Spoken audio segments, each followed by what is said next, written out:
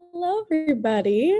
Welcome to our Let's Talk Tuesday. This month, we are going to be talking about teen dating violence awareness because the month of February is Teen Dating Violence Awareness Month. And we have Jen, who I'll let them introduce themselves, and then our special guest. Hi, I'm Jen. I'm the 1A and 2A Vice President. Okay. Hello, and I'm Julia Topham. I'm the advisor at Lowry, and I'm the Northern Region NASC executive. Hi, I'm Alexis Kranovich. I currently do case management for specialty courts for the 6th Judicial District Court, and I am also pursuing my master's degree in social work right now through UNR. Right. So with February being Teen Dating Violence Awareness and Prevention Month, we wanted to touch base on healthy relationships and how they affect not only teens, but relationships beyond your teenage environment. So it can go from family dynamics to friendships to your partner, and what constitutes a healthy relationship, what is a toxic relationship, and what are some of the things that can stem from both of those sides? I mean, from domestic violence to verbal abuse, those types of things that occur. And so we're going to be discussing with Alexis just some of those signs that we can see, and some resources that can be used for students to ask for help if they need. What would be the building blocks of a healthy relationship compared to that of one that would be considered unhealthy or toxic? My turn? Yeah. Okay. So I think to start, let's talk about a healthy relationship and what that might look like. So really the foundation of a healthy relationship is respect and equality. Those two things are key. And then with that would come communication. You can't communicate. How can you determine, where your relationship is going, if it is healthy, if it's unhealthy, if you're not actually talking to one another? Some other key components could be consent. I think that's a huge one that oftentimes is kind of missed as a major component of a healthy relationship. Honesty, trust, and support, those are all kind of housed together in order to have a healthy relationship. In terms of an unhealthy relationship, kind of going to the opposite, I would say really the key components to an unhealthy relationship are power and control. So with that could be intimidation, could be gaslighting, any type of abuse, whether that be physical, sexual, psychological, or emotional. Any type of abuse is housed within an unhealthy relationship. Also, any type of threats, and that can also be physical, emotional, psychological, domination, humiliation, possessiveness, and then also if there's a notice of isolation from other people and you're only really interacting with your partner, that can be a big sign for a foundation of an unhealthy relationship. I think, yeah, it's interesting, being a teenager, I was thinking even on my drive over here, just, relationships, especially, amongst people my age that I see every day. And just, yeah, I think sometimes it's hard if people think of, that abuse or violence, I guess I could say, in a very physical way, but a lot of the times you're right, it's emotional or it's psychological. And so it's definitely interesting. And as you were saying those things, there was definitely relationships in my own life and that I've just seen, in my own environments that you're like, yeah, that definitely happens. So it's definitely very relatable. And I think, yeah, all of us can find one or two relationship in our lives, especially, being our age and being in high school, that we can definitely align that with. It's kind of scary. Absolutely. Yeah, absolutely. I think that's a very valid point because, and even it's hard when you're trying to identify these things in your adolescence because we're oftentimes not taught or shown what a healthy relationship is. We don't go to school typically and get that conversation. So, I think it's great that we're having this dialogue right now because those aren't components that you learn in an average class. So unless you really have somebody to sit down with and identify those key components of what is healthy versus unhealthy, we might not recognize it depending on our upbringing and what relationships we're learning from. Yeah, absolutely. And even with what you were saying with that, yeah, it's the exact same things. A lot of the conversation, it's all clicking because it's something we deal with every single day. Even the conversations that I have or hear at lunch, and it's, oh, well, my parents' relationship is like this, or, my aunts are like this. And so you're right, a lot of the time, and for most of us, that set foundation. I mean, I don't know if there's any way to have a completely perfect relationship, but I guess that ideal or those healthy coping and just different things are definitely we take, we learn, and what we think is okay is kind of taken from what we see every day. And so I can definitely, yeah, even it's crazy. Today there was someone was like, well, that's what my parents do. And so you assume that that's what you have to do because that's what you've learned. Yeah, absolutely. And coming from like a teacher, like I'm kind of in the middle generation between y'all. So, but we were talking today, even in our leadership class, about the relationships that we have and talking about support and autonomy in your relationship and things like that. And we got on the conversation of how social media is very predominant in relationships now. And then when I was growing up, we didn't have all of that. Like we were, okay, I'm going to age myself, but MySpace was the cool thing. Okay. And it was different because I was like the beginning stages of this new way of people starting to connect with each other. And that has had a major effect on some of the relationships and how students are building them now. And I'm seeing a lot of differences between, how they actually interact and communicate with each other. And so I guess a question for me would be is, with the social media component today and it continues to develop, how do you see that changing healthy relationships? I love this question because I spend a lot of time focusing on social media, and I think going back to that communication piece, I think social media is a very beautiful thing in our society, and we have it for this ultimate global connection. But on the other hand, it can be very detrimental when it's not used, I guess, in a healthy manner is what I'm going to go with. So I think it's absolutely completely altered the way we communicate, because it is a lot harder to have a direct face-to-face conversation, because it's sometimes I think can be taken as confrontational versus sending a text or, direct messaging someone.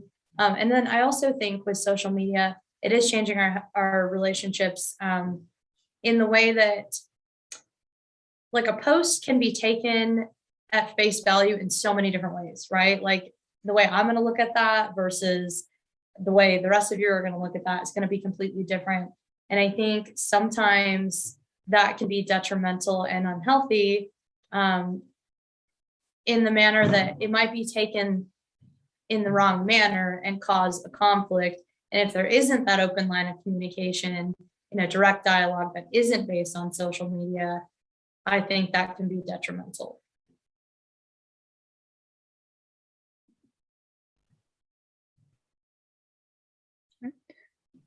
You want to go to the next question, Jillian? Yes, I was going to say, no, but I think and the first thing I thought about too, in talking about social media was, again, that, I guess, image of what relationships should be like. Because I think, like, if I open my TikTok right now, there's some TikTok couple doing something, and, that kind of frames how we think we should interact as well.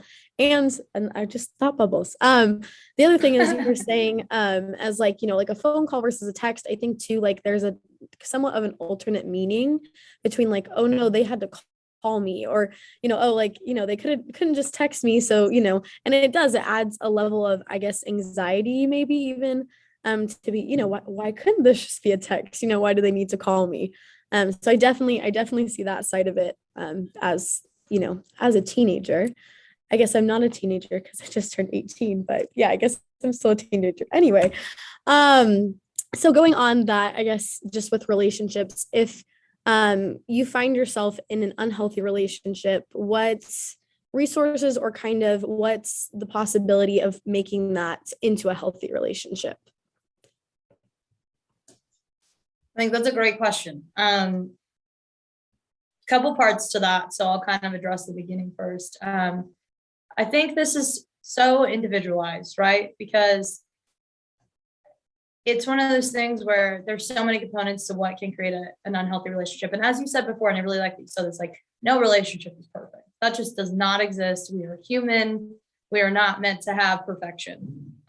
So I think if there's an identification of these key components to an unhealthy relationship, it's always a good thing to remember that two people create a relationship. So if something becomes one-sided, that can be really detrimental. So for instance, if there's gaslighting going on from a partner to another partner, and it's very like, oh, you're crazy, you're thinking things. Well, what can then happen is on the other side, that person can think, oh, I am crazy, I am making things up. And that's a huge indicator of an unhealthy relationship. That may be past the point of being repairable, but who knows? That's individual based. So I think communication is really key in shifting an unhealthy relationship into a healthy relationship. If that line of communication can become open and there can be a development of equality within that relationship, I think there is hope. Especially with, teenagers and adolescents, because that is such a key stage of development, and there's already so much going on developmentally that you're gonna hit bumps and learn things from it, and the way you think right now is not going to be the way you think a year from now. But when somebody does find themselves in an unhealthy relationship, I think it's really crucial to have these resources. And off the top of my head, in a school environment, I always, in every single training talk on any subject, I always push school counselors and school social workers. Those are the greatest resource. And usually where that starts, though, is reaching out to your teachers, because they're going to direct you. So I think that's so important, is to remember, like, your school staff are there to help you, and they know how to, do a warm handoff to somebody who has a higher level of care, who has the information. Trusted adults are another one that I talk about, because it might not be somebody in school. Not everyone trusts someone in school, even though the trusted adults exist there. So just having that person you can identify that if there's something going on, you can go talk to.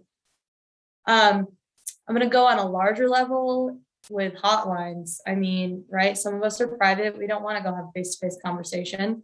And it's scary when you're a teenager, because you don't know, there's fear of like getting in trouble, or like your parents having a really big reaction. I know I grew up in one of those households.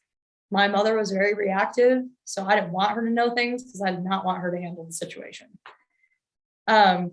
So I would say the hotlines are a great resource. You can call, text, chat, any option. There's always a quick way to exit out of those sites, just in case.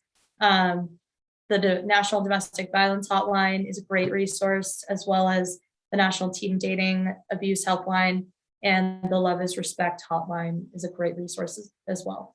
And then I always have to state this: if it's a severe emergency, right, call 911, because I think that's not always pushed enough. Like, things happen and escalate to that level. That is a great resource. All right, I'll go with the next question. Like, from a teacher's standpoint and an advisor that gets to work with kids every day, for me, like, I see the different dynamics building between groups, and I see ones that are super healthy, ones that are kind of in that kind of yellow zone, and then you have like those red flags.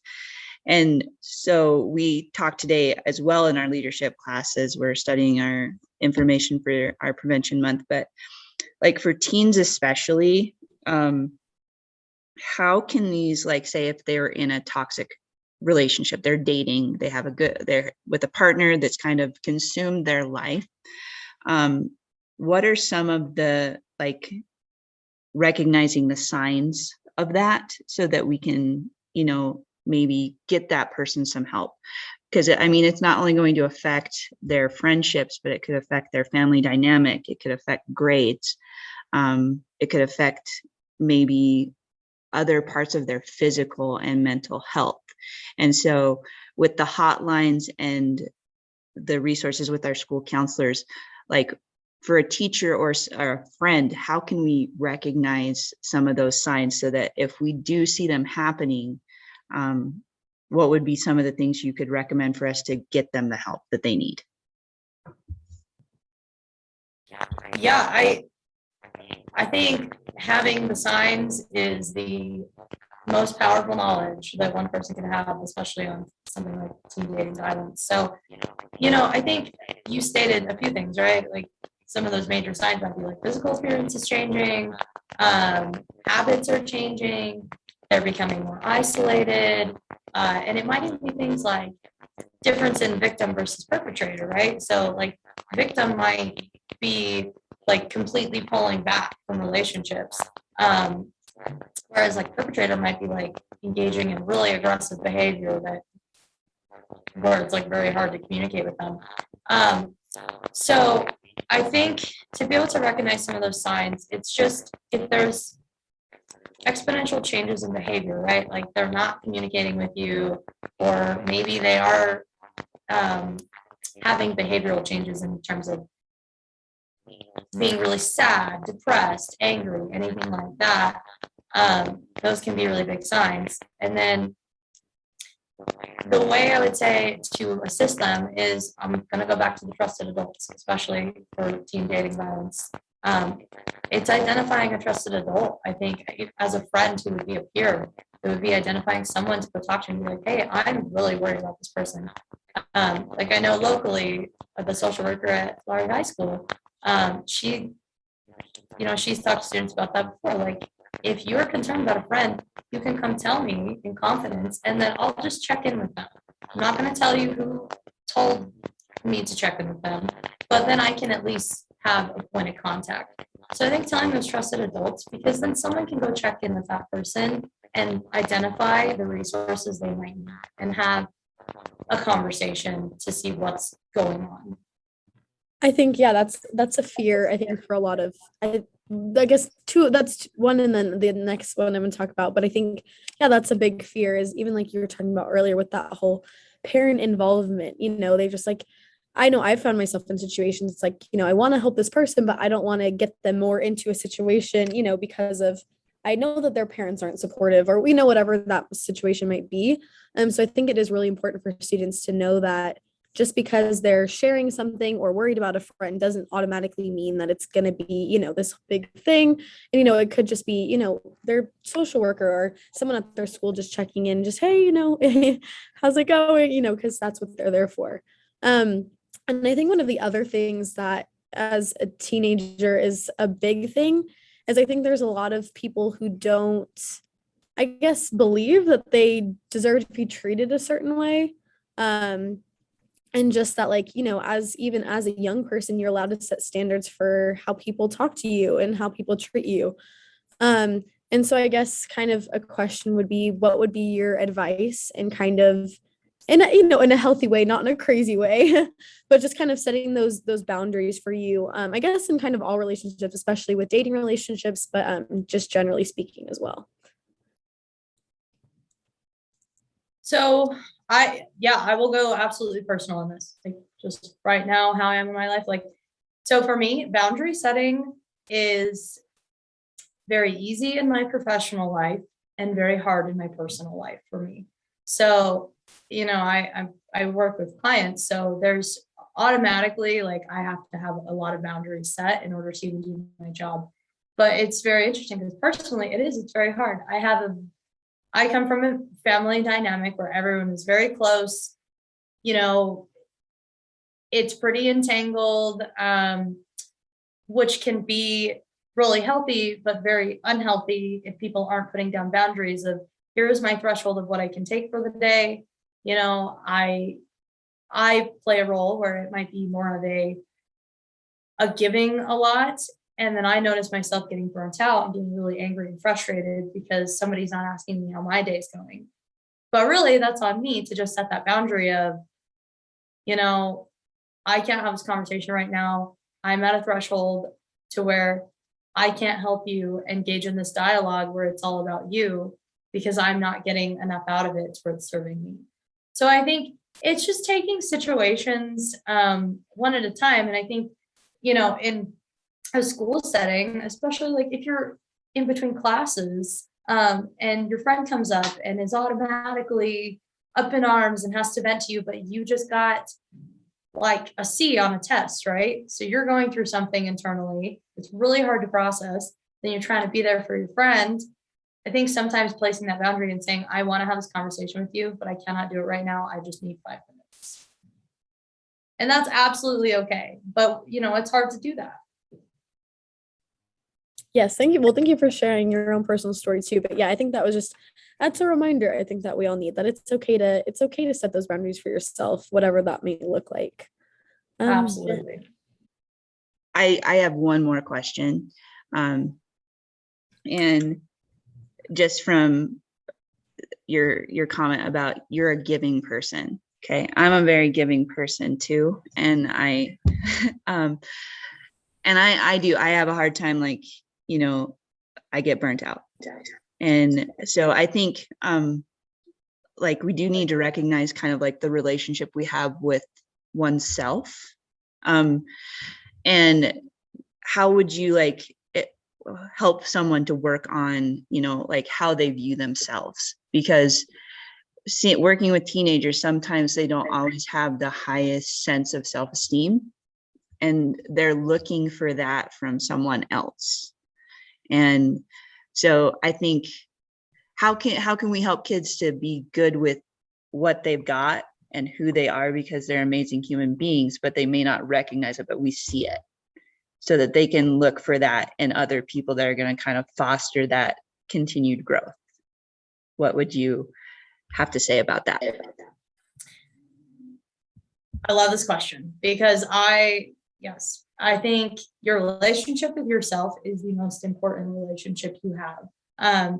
Because we have to go home and live with ourselves 24 hours a day, right? So I would say my biggest key answer that I would put into one word to working on a relationship with yourself is vulnerability.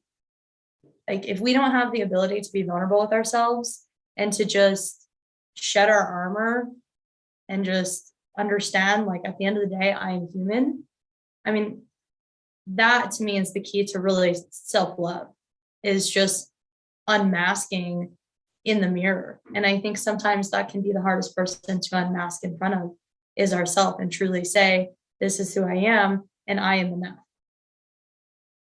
So I think when being with someone else, like from a teaching role, from a peer role, I think it's being vulnerable with that person. That can be really powerful, because that's that image of looking at them and saying, I see that you're enough and I'm going to sit with you right now. And you are okay to shed your armor because I'm going to shed my armor. I think the more we can do that with one another, the more we can connect with one another. And when we have connection, it's really the basis of humanity and what we're all looking for. We all strive for connection, and it really builds our self-esteem when we feel connected. Well, thank you so much, Alexis, for giving us some of your time today. And this is I think it's going to be a great conversation to share with our student leaders of Nevada and our councils across the state. Thank you, Jillian and Jen, for being here and being awesome as usual. But we are grateful for you, and thank you again, Alexis, for being with us. And we're going to call that a wrap. Thank you.